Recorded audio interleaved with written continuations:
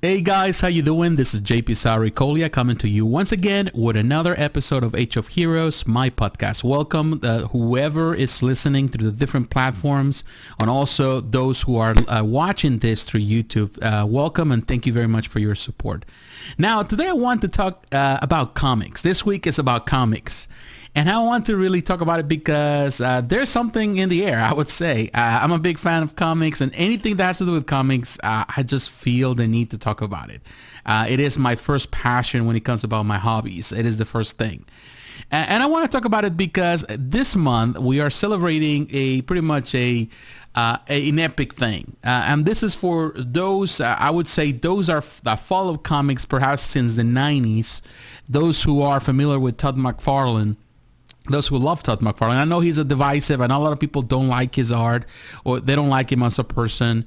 He can be controversial, but it is a triumph for him and for, I would say, for a lot of people that support him over the years, myself included, because Spawn is now 301 issues old, which is a big achievement for I would say for a privately owned, for in this case for independent publisher, independent published comic book to get to this point. The only one that was prior to this was Cerebos, the Aardvark, also created by another Canadian, in this case Dave Sim. That one lasted since 1977 to be published until 2004 with 300 issues. The 300 number issue was the last one, and that was it.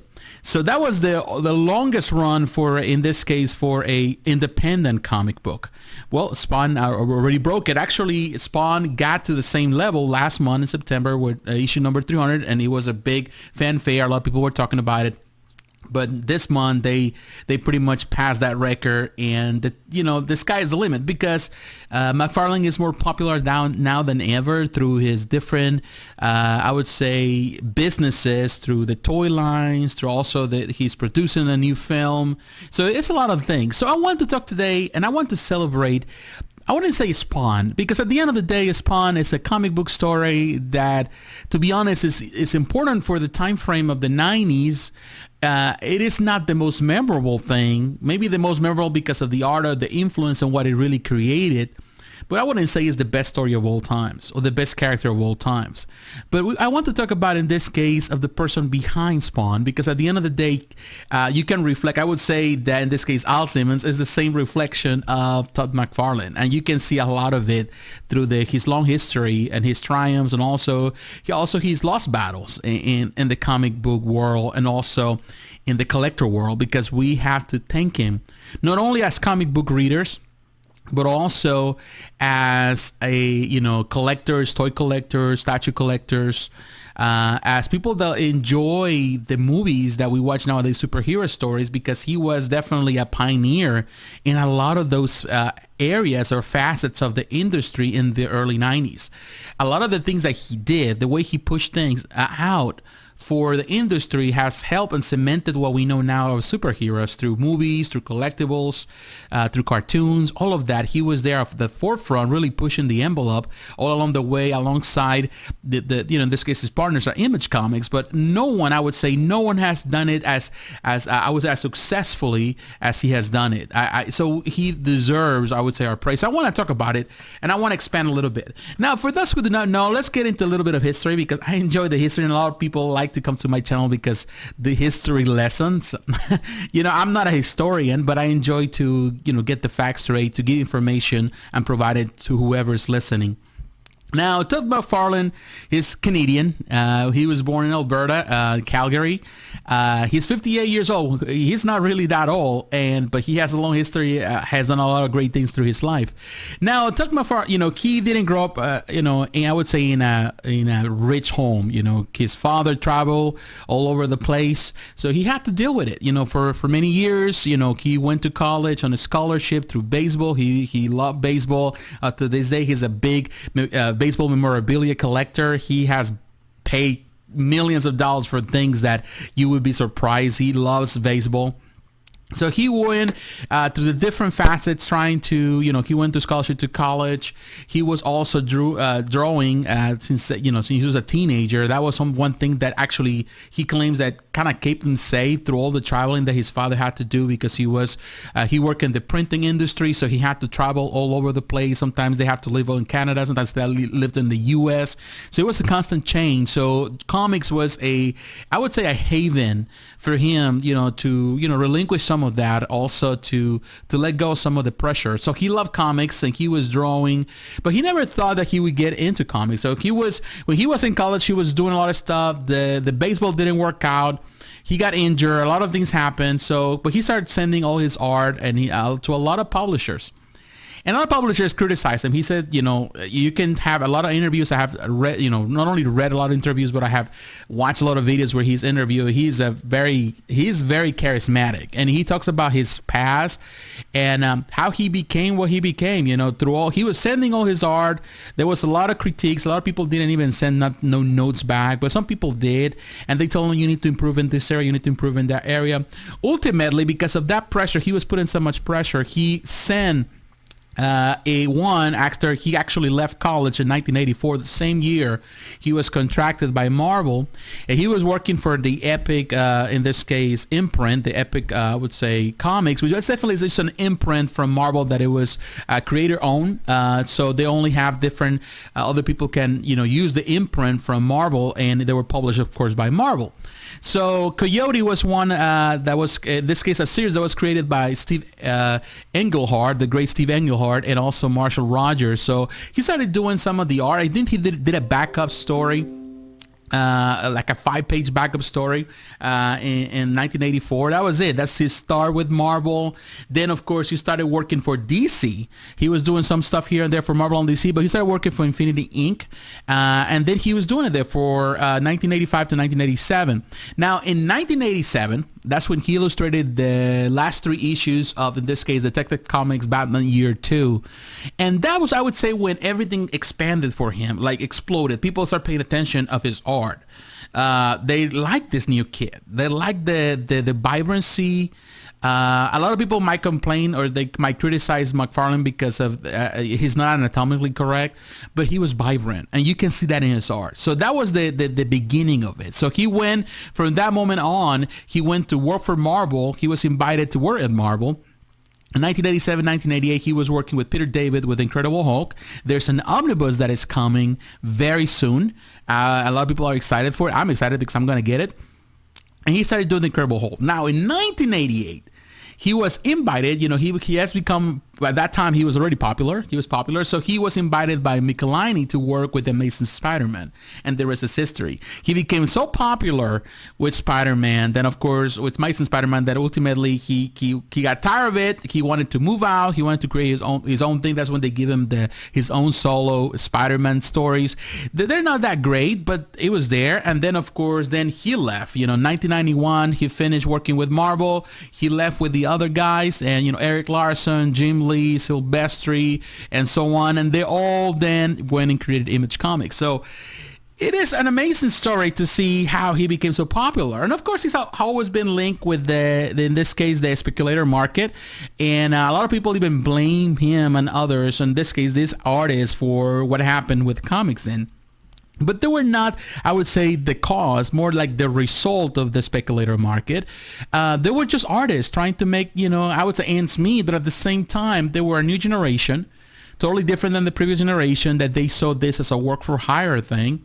They saw it as an opportunity for them to be more involved in the direction of the art, and also wanted to push their own creations. And that's definitely what happened in the 90s. So Image Comics was created.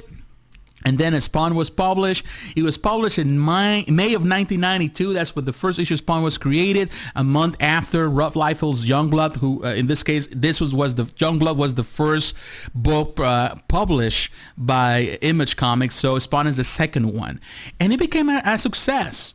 And I can tell you one thing. To be honest with you, when you go back and you read those first issues of Spawn, of course, the art was great. Art was McFarlane's art. It wasn't bad. It was McFarlane's. And of course, they got all these different covers, and he sold so well and everything like that. But when you read the stories, you realize the stories were really poorly written. They were not that great. So because of the criticism, of course, he contracted other writers. You have people like Alan Moore, Neil Gaiman, Dave Sim, Frank Miller. They all came and chip in some of the issues and help him. And then later on, he got Grant Morrison, Andrew Grossberg, and so many other writers. They kind of help him. And they kind of give some shape, in this case, to the art. They gave shape, in this case, to the story of Spawn. Initially, Greg Capullo was kind of like, in this case, a guest artist. He was helping him with some of the panels and stuff like that. Ultimately, in issue 26, it became the full artist, the penciler. And a lot of people remember Spawn because of Capullo's art. That was one of the best parts of the art. And the story. And when you come to think about Spawn, up to this day, is the only two books that have survived the initial creators of the initial lineup of, in this case, Image. You have Eric Larson's The Savage Dragon, still being published today, and The Spawn. They're the only two that are left. Youngblood is no longer here, Wetworks and all that stuff. Wildcats are no longer published. So, they reprinted and stuff like that, but that's it, But they still running month to month, they still send, in this case, get an issue after issue. In 1994, actually, in the heap of the popularity of the character, also McFarlane started doing crossovers with DC Comics. That's when we got the crossover between Batman and Spawn, which a lot of people love. It's a great idea. The characters really go and gel really well. And of course, Spawn did a lot of crossovers with other characters in Image Comics and some other characters outside of Image Comics. So definitely there was a great time there. But in that year, it was an important year. And that's an important year for us, for all collectors, because that's when he created his toy company, initially named Todd's Toys. He was working with Mattel, trying to design different toys, but Mattel had this idea of toys, just particularly for children, without a lot of detail, with a lot of, I would say, articulation, stuff like that. So he wanted something more for actually for his crowd, the people that love Spawn, because he was trying to create Spawn figures. Ultimately, he didn't like the work with Mattel, because Mattel had a vision what they wanted to do, and he had a vision, and this is to cater to his audience, which were teenagers, no longer kids, people that were older, that they really loved Spawn, and they wanted something more realistic. So that's when he created his own toys, and the first run, he created the series, the concept of the series.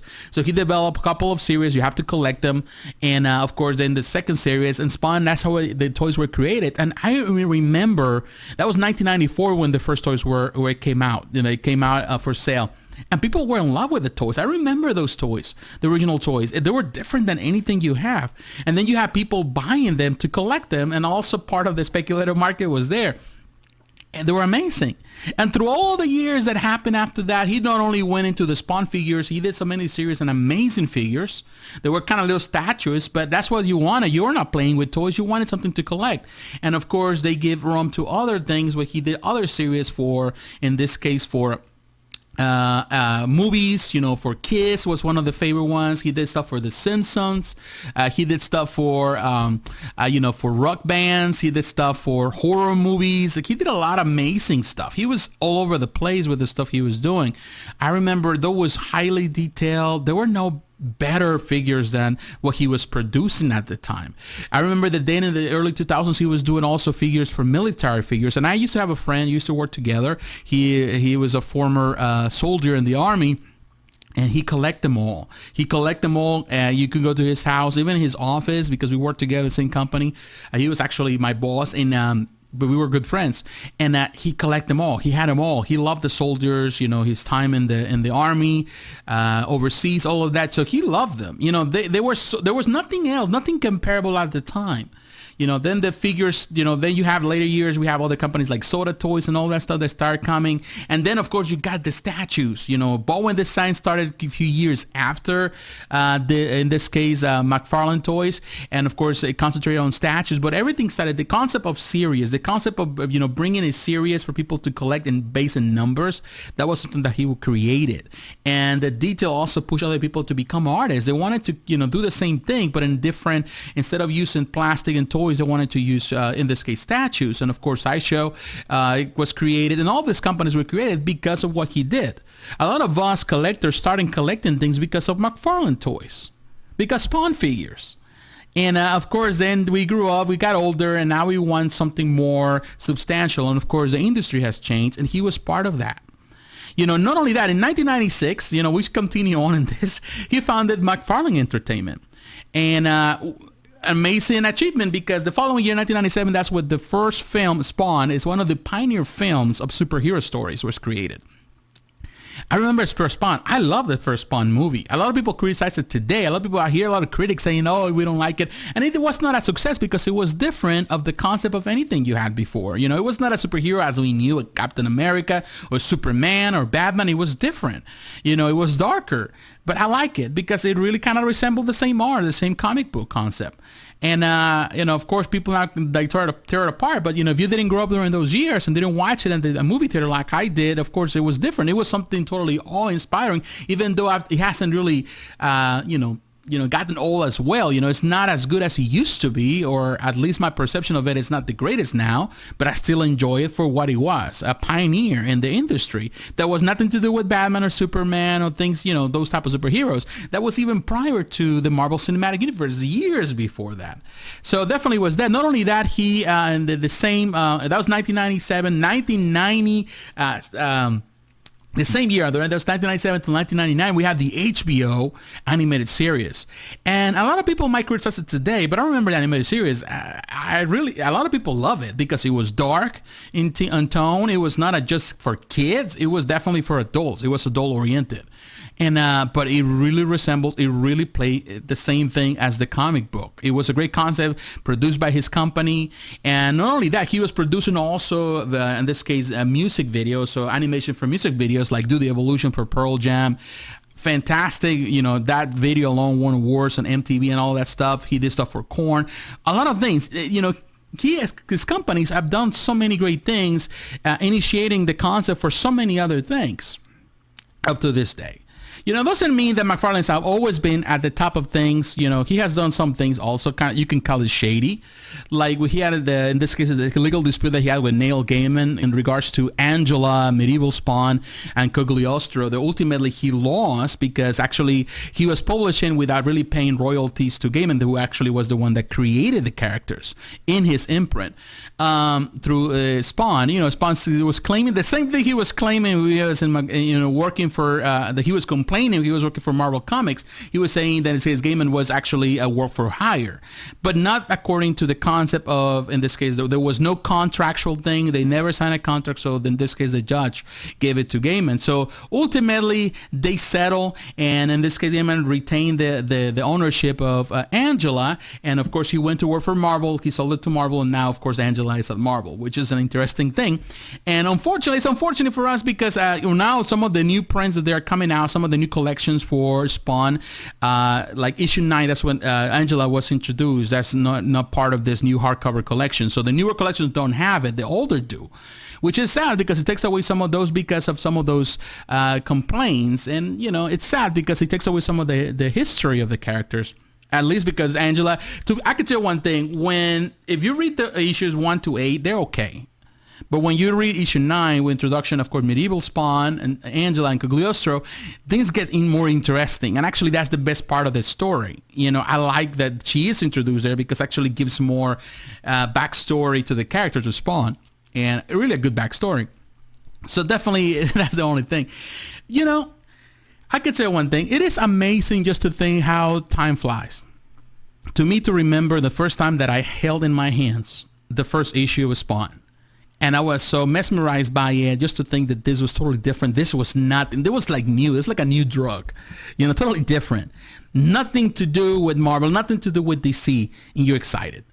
And to see it that it's been so long and now with 301 issues is amazing. And there's still things going, Todd is still going strong. You see the upcoming movie he's been talking about forever.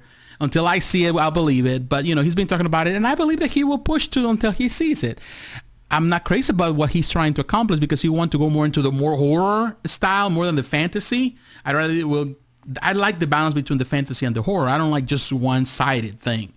But he wants to go in that route. We'll see it. Also, we know that they're in production of, in this case, a second part of the animated series, a new animated series. Looking forward to that. Hopefully it's good, because the original was good. It was cheesy, but it was good, based on in this case, the comic book. And also his new now dealings with DC, he now has the rights for the DC figures, something that Mattel lost. They had it for 18 years. They did really bad, and pretty much they have done really bad in the last 10 years with their figures. They've not been okay. So, of course, now he has the chance. And, of course, but he's been doing with this company, he's been concentrating on a lot of figures. He's doing things for, like, My Hero Academia, things for Fortnite. He's doing for Mortal Kombat. He's been doing all kind of stuff. Spawn has been in so many video games, with, this is Mortal Kombat. He's been in Soul Calibur. He's been in so many places. It is amazing to see how this character has evolved. And he was not the greatest character. At the end of the day, it was just the drive of Todd McFarlane to push his creation. And I think that's the best part. What I can tell you one thing at the end, now coming to the end of this podcast today, that sometimes people say, well, if the creation is good, then everything is going to be easy. And that's not true. That's not true. And this is probably going to be an advice for those. I have a lot of friends here that create their own stuff. They are artists, they're writers, they create their own stories. Maybe you are the type of person, you're listening, you're a creator, you are creating your own stories, your web comics and all that, and nobody's paying attention. Or you feel that nobody's paying attention to your work. Maybe you're getting into sculpting, or you're getting into drawing, or whatever you're doing, designing. The sky is the limit. Don't limit yourself. And I can use, in this case, McFarlane as an example. His art was never the greatest. I can tell you, his stories were never that great. And even his art is not comparable to other greater artists. But he has the drive and the desire and push for what he saw, what he envisioned. And ultimately, he was able to accomplish those things. And he's still accomplishing those things and all those dreams because he has the drive. Ultimately, anybody can draw. Anybody can sculpt. But only those are willing to push the boundaries and to be different and to be unique. And to take no for an answer are the ones that are going to succeed. And he has done it. He, he has made a lot of money. He's been, through his businesses. He has failures like everybody else. He has really highs and, lows, but he's been there and he's still pushing. And until this day, you learn a lot from the guy. And you can really love the guy, even though you might not like his art or his writing or even his character. You love him because he has this drive. He has this impulse to continue creating and to be different and to change. And if somebody says you cannot do it, he's going to just prove him wrong. He's going to do it. And I can tell that to any of us, myself included, even with everything we do, is that if we take a no for an answer, if we constantly somebody shuts the door at us and we just turn with our backs with our tail under our legs just because we've been, I would say, somebody says no, they don't like what we do, then we're never going to be able to accomplish anything. And I feel that with Todd, as an example, there's a lot of things that we can learn from him.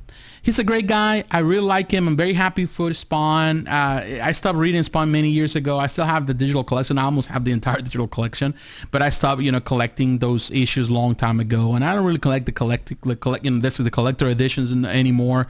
I don't have the space for that. But and definitely it's not on my top 10 list of comic books that I want to read.